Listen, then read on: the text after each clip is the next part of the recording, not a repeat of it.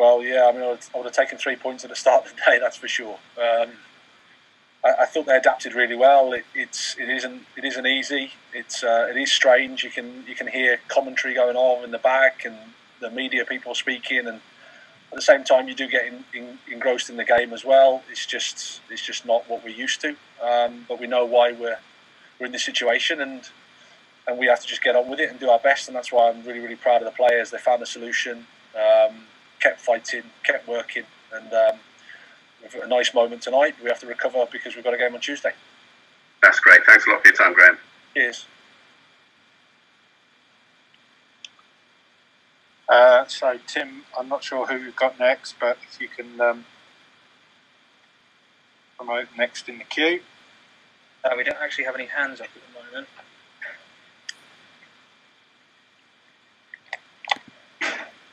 So if you want to ask a question, please raise your hand and we'll promote you. So Andy Naylor or Nick Callow and Brian Owen. Of course, as a striker, you need to score. That's an important part of your job.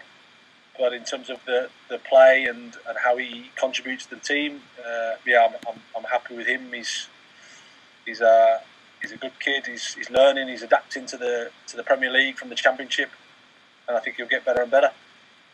Is he the sort of player? If you look, I mean, you as a sort of primarily a defender yourself, would you have not liked playing against him? It's just, like I say, he's got that kind of competitive streak to him, hasn't he? A lot of movement, keeps defenders busy.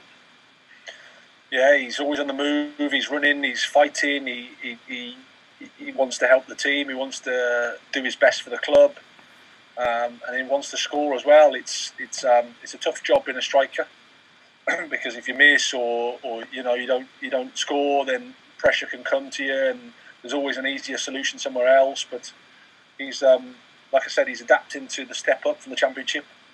I don't know how many goals he's got now, but it's I think he'll be wanting more.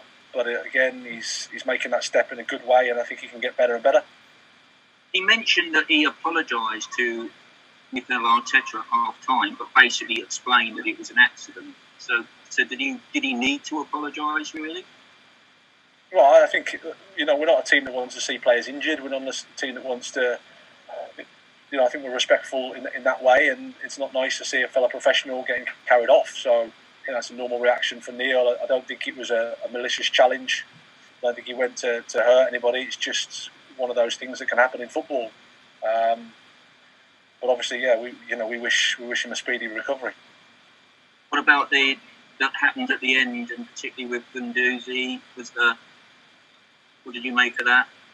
Well, I think it's when you can see the last minute goal like that, emotions are raw for both teams. It's hard for us to contain our excitement. We're fighting for our lives, and at the same time, it's disappointing for them because Arsenal played a good game, I thought, and I don't think they deserve to lose.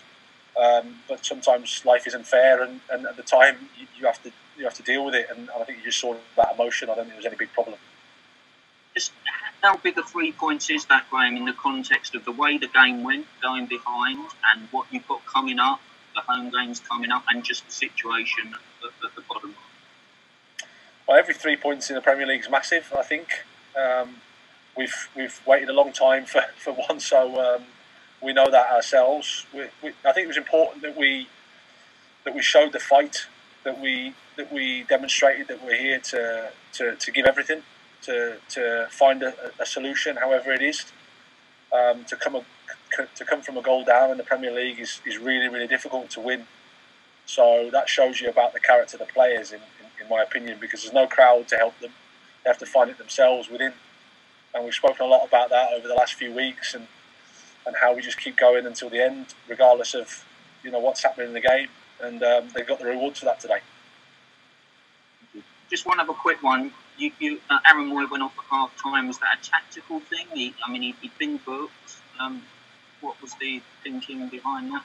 Yeah, it was a bit tactical, and of course with the booking, and to make the use of the extra sub. Thank you, Graham. Cheers, Andy. Graham, it's Nick Callow here. Can I just ask, do you prepare for Arsenal games in any different way? Because you seem to have a really good record against them, going back to Ostersund's as well? Well, in this game, I've obviously had quite a long time to prepare, and the game at Östersund, the first game, we had a long time to prepare, but we lost that one 3-0. No difference at all. It's as you can see, that whatever plans you have, the game takes care of itself. The game plays itself, and the players have to find the answers and dig in and find the solutions. And I thought they did that really, really well. So proud of them tonight. But do you see certain weaknesses in their play that you can exploit? No. I mean, of course, it'd be easy for me to say this, but I think we won the game today. I'm not so sure that Arsenal deserved to lose, but that's football. You know, we played games previously where we think, well, I don't think we deserved to lose that one, or maybe we could have got this extra point. But it's football.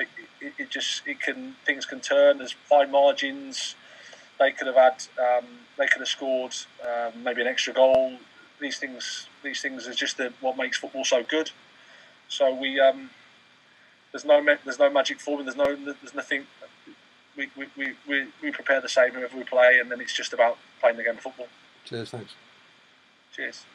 Can I just go for an appreciation of the actual effort and organisation defensively that went in, you know, on a hot.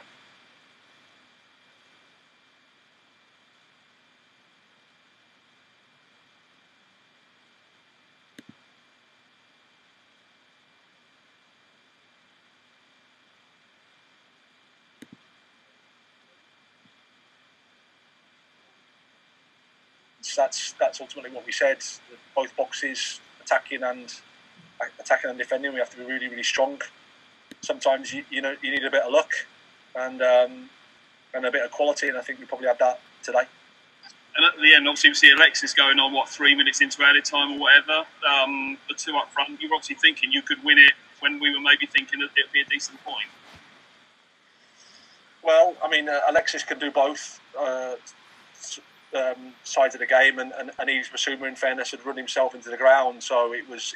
I wouldn't say it was necessarily me being so clever. It was more just reacting to what I'm seeing on the pitch, which is Yves needs to go off, and we'd already put Dale on, and then Alexis can play on that left side. And we know that if something falls to him, he can find a forward pass, which is what he did, and it was a great goal and nice to score from open play.